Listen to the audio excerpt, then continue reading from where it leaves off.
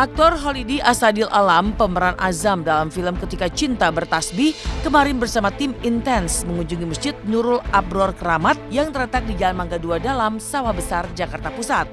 Masjid tua yang berdiri sejak tahun 1841 tersebut memang syarat dengan sejarah sekaligus diwarnai beragam cerita yang di luar nalar.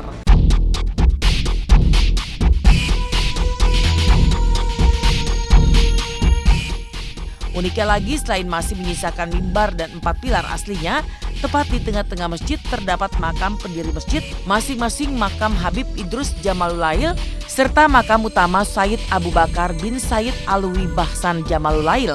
Khusus makam almarhum Sayyid Abu Bakar setiap hari ditutupi oleh kain bludru berwarna hijau dan hitam.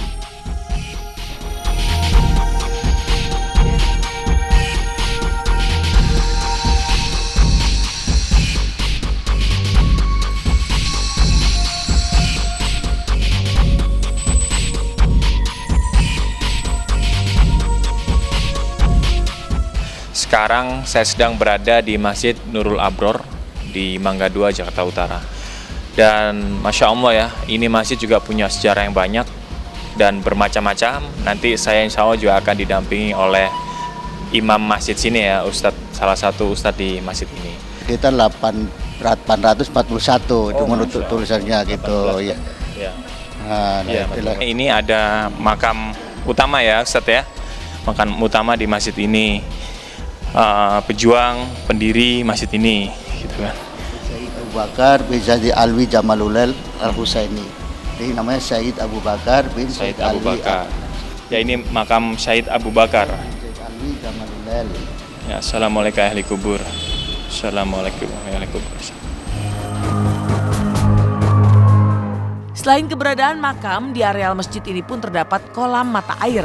Saat awal-awal berdirinya dulu, kolam mata air ini menjadi tempat jemaah untuk berwudu. Cerita pun kemudian berkembang jika air yang keluar dari mata air ini berkhasiat untuk menyembuhkan berbagai macam penyakit dan kegunaan-kegunaan lainnya. Akhirnya warga pun berbondong-bondong datang dan mengambil air tersebut. Tak ingin mata air ini memantik kemusyrikan, pengurus masjid kemudian sepakat untuk menutup kolam mata air tersebut. Karena dulu waktu saya baru kemari, belum juga itu kalau sholat ngambil wudhunya di sini. Dia turun, tadi ada tangganya. Dari sini ada satu, dari sini satu, dari sana satu, jadi 3. Oh, jadi mungkin ini agak luas ya dulu? Dan luas 10, kira-kira ada 5 meter kali 7. Tapi dalam sekali kan sampai waktu itu. Ini jadi cuma ada lubangnya doang. Menurut ceritanya katanya nembus di luar bata gitu. Pemirsa, kita tanya kepada Ustadz Hoirudin sekarang. Katanya karena air ini sebagian masyarakat dipercaya bisa menyembuhkan dan segala macam, akhirnya ditutup oleh pihak pengurus masjid ya Ustadz ya. Gitu. Itu gimana ceritanya, kebenarannya? Itu memang kalau dulu waktu belum ditutup tuh kalau orang datang sini banyak tuh membawa roti itu ya. Di sini kalau tengah malam, apalagi kalau bulan purnama, itu yang namanya air itu penuh ikan. Saya ngalamin di sini, saya kira bukan ikan, apa namanya sampah, nggak taunya ikan. Gitu. Jadi orang kepercayaan begitu bahwa air yang ada di sini kalau orang jarah tuh mesti bawa air itu katanya untuk menyembuhkan penyakit, lah untuk larisan dagang dan segala macam. Jadi menjurus kemusyrikan. Jadi akhirnya ya untuk pengamanan itu ya akhirnya sepakat jadi ditutup aja gitu.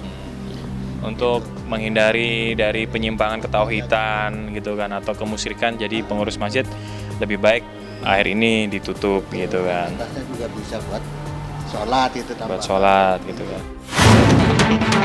Cerita menarik lainnya terkait keberadaan Masjid Keramat Mangga 2 adalah keberadaan ular-ular belang yang akan muncul secara tiba-tiba dan mendekati orang-orang yang berbicara hal-hal yang kurang baik di areal masjid. Keberadaan dan kehadiran ular-ular misterius ini pun sempat dialami Ustadz Hoirudin. Lantas, benarkah ada seorang jawara setempat yang akhirnya harus meregang nyawa lantaran dengan jumawa coba menangkap ular-ular misterius tersebut?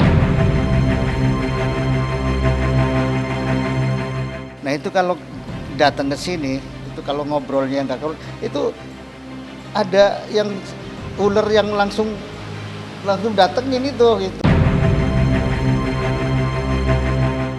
gitu tapi ya? nggak gigit. Gitu. Jadi kalau pokoknya kalau ada orang ngomong yang nggak karuan gitulah, ngobrol masalah apa gitulah, yang nggak ada sangkut pautnya dengan ini, Siap. itu juga ular belang itu Muncul. muncul gitu. Peringatan. Saya sendiri pernah, saya sama bapak saya gitu loh, lagi ngobrolin apalah kayak itu, tahu-tahu di samping ular, tapi udah keluar ya udah. Ada orang yang sombong itu kan dulu kan ada orang yang sombong di sini namanya orang, katanya dia sakti, kemudian dia apa namanya tuh, ada ular kecil katanya tuh. Nah kemudian kata orang-orang tuh jangan itu ular, jangan itu, nggak apa-apa, saya nggak apa-apa, dipegang itunya nyatek katanya itu. Begitu habis dicatek nggak apa-apa, begitu bawa ke rumah kejang, bawa ke rumah sakit, di tengah jalan meninggal.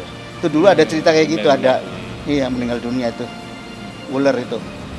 Gitu Jadi kayak mungkin ada karena itu kesombongan gitu.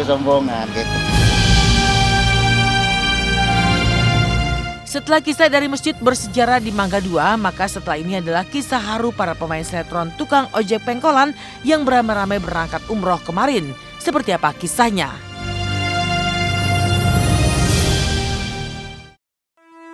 Nah, ini dia keseruan saat 175 orang rombongan para pemain serta kru sinetron tukang ojek pengkolan kumpul di bandara bertolak ke Tanah Suci menjalankan ibadah umroh.